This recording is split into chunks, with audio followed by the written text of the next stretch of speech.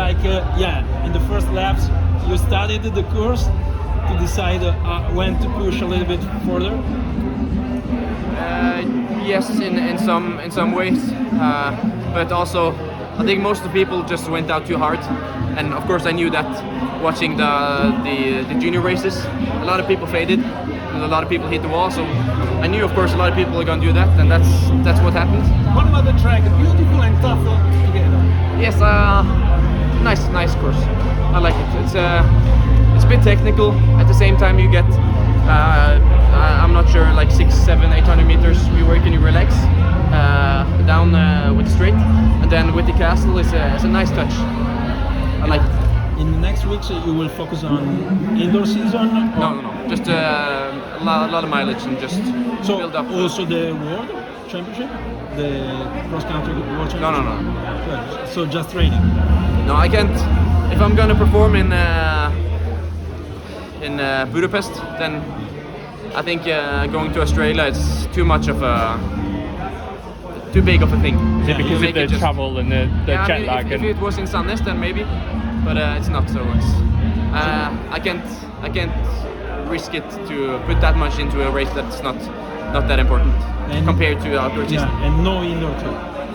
Yes, I mean if I'm gonna go home and hopefully get a lot of good training in, and then if I feel good and healthy and no issues, then of course I'm gonna race indoor. Yeah. But I think it's for us it's easy to just choose not to race indoors if we struggle with something minor, to be able to perform 100% in Budapest. in summer. Yeah. And so did you expect more a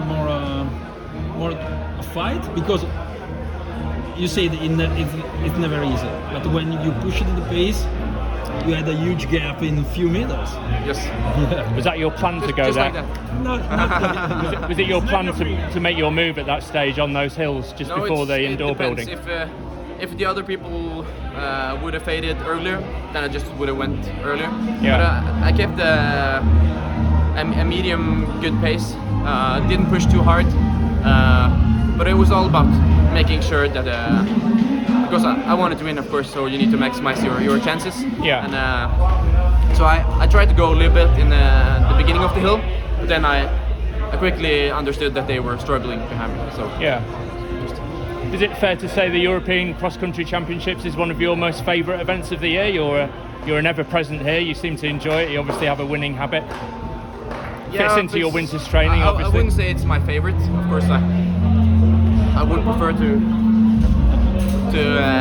race in the 1500 meter in the World or Olympics. Yeah. That's like the main thing. But it's a nice championship. I like it. It's different, and it's a challenge for most runners, and it's all about who's the strongest runner. Yeah. It's never usually not any tactical race or technical or anything like that. It's just the strongest runner wins in the cross country. That's the easiest. Can you see yourself continuing to come here in future years? Do you think it will always be part of your early winter training? Yes, but I think cross country and indoor is very similar for me. It's if I feel good and everything has gone according to my plan, then of course I'm gonna participate in the races. But again, it's the outdoor season that's the most important. So if there's any risk of not making the summer as good as it can be, then I'm gonna easily not be here and not indoor. Yeah. And your first international win was in the cross country in Kia, in the Italian. Yeah. How much changed in your life since then? I wouldn't say that much. Of course, as you progress, you naturally go up the grades and to the highest level. But my life is mostly the same. I try to do as well as I can. I work hard every day and try to make the most of it. I try to be smart in my training, and I try to be. What do you mean for smart? Not to push too much, or to push? No, just if you have some minor issues, you need to be smart, not always push through it. And it's not the one that trains the hardest that's the strongest runner. He's still your brother now, your coach. Is it still him? I mean, it's never been him. No, it was your father and. Yeah, now it's me and him and Philip. Yeah. Yeah. Now So you us three, we help each other with our training, and Yeah, we but do a lot of discussions and yeah, who write the program? Yeah, that's training me. program. Yeah, me. Who write it? me. You write yourself your training program? Yes. Yeah. But it's all together with us three. We put up, we go through the plan and we see the races that we want to race, and then we discuss what's best for But training. when did you start to write by yourself your training program? I mean, let's say last year. After the Olympics? Yes, but we're always taking a big part in our own training. So I know. So it's not that big of a contrast that it may seem for you. Then in the past. But it's I think it's very important for runners that want to be good to take a part in their training and take part in their program, because everybody needs to understand the basic principles of training and how the body handles the training and racing and everything around it. You can't just listen to your coach and then, okay, well, what am I gonna do? Execution, yeah. Yes. I agree with you. Well, when you're on the top of the castle, you need to know what to do. Yeah, You can't have your coach point the direction. And he's not putting his legs. No. Yeah. But during winter season, do you do some cross-country skiing or not? No. Just running. Do you ever change anything now, or think about changing things, or do you stick to the No, tried minor minor things? I always want to improve, but Yeah. at the same time, you always need to understand why you're here.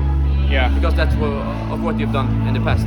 Yeah. So of course you're gonna keep the same, like in the same philosophy. Yeah. Well, Can you give an example of a minor change? Would it be maybe the recovery between intervals or something like that? Or just like, let's say the last 10 days you go from 4 tough sessions to 3 sessions. Oh, okay. Just because. Just little Yeah, tweaks just like that. Yeah. Little tweaks. And Yeah. but like the basic sessions and the basic setup is more or less the same, because we believe of course that's what we believe in. And Yeah. I think being secure in what you've done and what to do is, I think, most important things in training. You show this interest in coaching. I mean, it's hopefully going to be a long time before you retire as an athlete, but can you see yourself going into coaching when you're older? I mean, of course, it depends on everything, but it's if you feel like you can contribute with something that others cannot, and of course it's tempting. Yeah. But again, it's if I have a long and interesting career, then maybe that's enough. Yeah. But of course, I wouldn't say I'm any better than maybe Henrik and Philip, but I think we with our team we've kind of revolutionized the training regime in terms of you don't need to.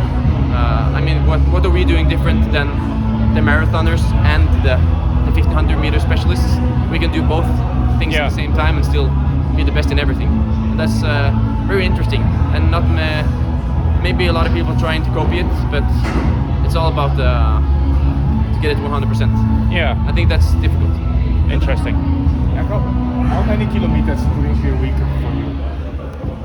It depends, but in a normal week, then it's 185 to 190 for a lot of mileage. But of course, last 2 weeks was a little bit lower because I wanted to feel a little bit fresher today. But mileage is just a very good fundamental, and it's crucial to be able to make that into a good shape for a race. You must have been asked this before, but what would your advice be to under 20 athletes or even younger who are showing some ability and getting into the sport? It's you need to run a lot. You need to run often. Simple as that. Not hard. But at the same time, as I've come to realize the last couple of years, it's not only about that. You need to have that as fundamental, but you also need to change that in April, May, June into the racing shape. And that's maybe a tweak that not many people have, because me and my team we have like a 3 to 4 weeks type of a setup that we usually try to use when we're going into championship, and we know that works. So if we do that every day the last 3 to 4 weeks, then of course I believe that I'm in the best shape that I could be. And I don't think a lot of people have that, and they don't know what to do, and that's. But again, you could be a strong runner, but you maybe not be 100%. Yeah. I guess also racing cross country is something you'd recommend. Yes, but that's not the difficult part. But I think it's more difficult to be in shape for the lower distances. Yeah. But for 10k half marathon, it's just doing a lot of mileage, be a strong runner, and then you have to feel fit the day of the race. So maybe slow down the last 10, 14 days. It's as easy as that. Last question, because you have the medal ceremony. So you spent all this time with us. Why sometimes people write or tell that you're arrogant? Because you spent a lot of time with us, very quiet.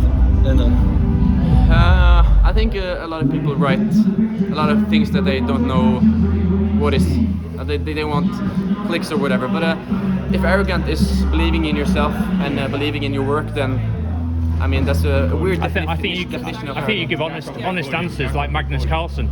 Yes. Just very blunt and truthful. Maybe some similarities, but it's very interesting because I think you need to be some sort of arrogant, but you can't be a douche or an asshole. So you need to believe in yourself, and if that's arrogant, then self-confidence. Some people are idiots. Self-confidence. It's a thin line, but So take football for example. If you're not confident in yourself, then you're never going to score a goal because you're not going to go for that tackle or that dribble if you're not believing in yourself. No, I agree. And that's not arrogant. Thank you, Jakob. Thank you.